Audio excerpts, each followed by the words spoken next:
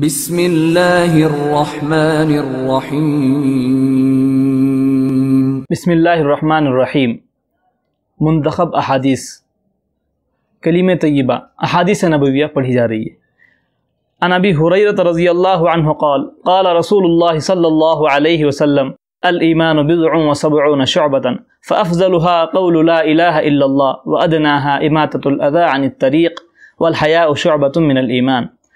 حضرت ابو ہریرہ رضی اللہ عنہ سے روایت ہے کہ رسول اللہ صلی اللہ علیہ وسلم نے ارشاد فرمایا، ایمان کی 70 سے زیادہ شاخیں ہیں، ان میں سب سے افضل شاخ لا الہ الا اللہ کا کہنا ہے، اور ادنا شاخ تکلیف دینے والی چیز کا راستے سے ہٹانا ہے، اور حیا ایمان کی ایک اہم شاخ ہے۔ حدیث نمبر 2، عن ابی بکر رضی اللہ عنہ قال قال رسول اللہ صلی اللہ علیہ وسلم من قبل منی الکلمۃ التي عرضت على عمی فردها علی فہی لہ نجات۔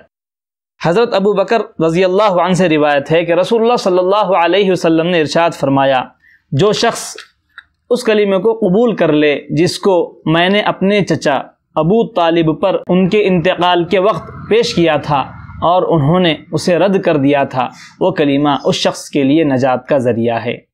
حدیث نمبر 3، عن ابی ہریرہ رضی اللہ عنہ قال قال رسول اللہ صلی اللہ علیہ وسلم جددوا ایمانکم، قیل یا رسول اللہ وکیف نجدد ایماننا، قال اکثروا من قول لا الہ الا اللہ۔ حضرت ابو ہریرہ رضی اللہ عنہ سے روایت ہے کہ رسول اللہ صلی اللہ علیہ وسلم نے ارشاد فرمایا، اپنے ایمان کو تازہ کرتے رہا کرو۔ عرض کیا گیا، یا رسول اللہ، ہم اپنے ایمان کو کس طرح تازہ کریں؟ ارشاد فرمایا، لا الہ الا اللہ کو کثرت سے کہا کرو۔ حدیث نمبر 4، عن جابر بن عبد اللہ رضی اللہ عنہما یقول سمعت رسول اللہ صلی اللہ علیہ وسلم یقول افضل الذکر لا الہ الا اللہ وافضل الدعاء الحمد للہ۔ حضرت جابر بن عبداللہ رضی اللہ عنہما فرماتے ہیں کہ میں نے رسول اللہ صلی اللہ علیہ وسلم کو یہ ارشاد فرماتے ہوئے سنا، تمام اذکار میں سب سے افضل ذکر لا الہ الا اللہ ہے، اور تمام دعاؤں میں سب سے افضل دعا الحمدللہ ہے۔ فائدہ، لا الہ الا اللہ سب سے افضل اس لیے ہے کہ سارے دین کا دار و مدار ہی اس پر ہے کہ اس کے بغیر نہ ایمان صحیح ہوتا ہے اور نہ کوئی مسلمان بنتا ہے۔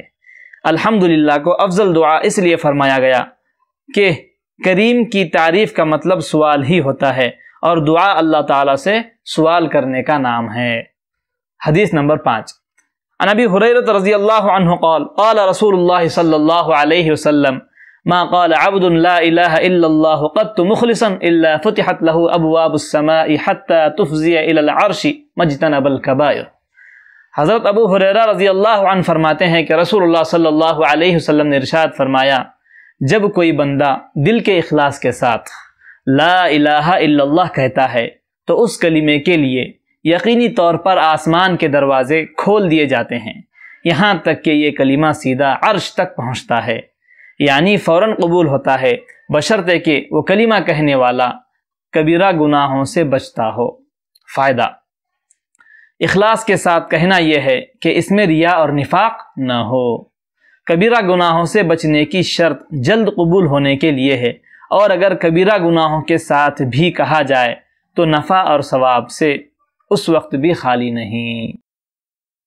اللہ تعالی ہم تمام لوگوں کو کہنے سننے سے زیادہ عمل کرنے کی توفیق عطا فرمائے۔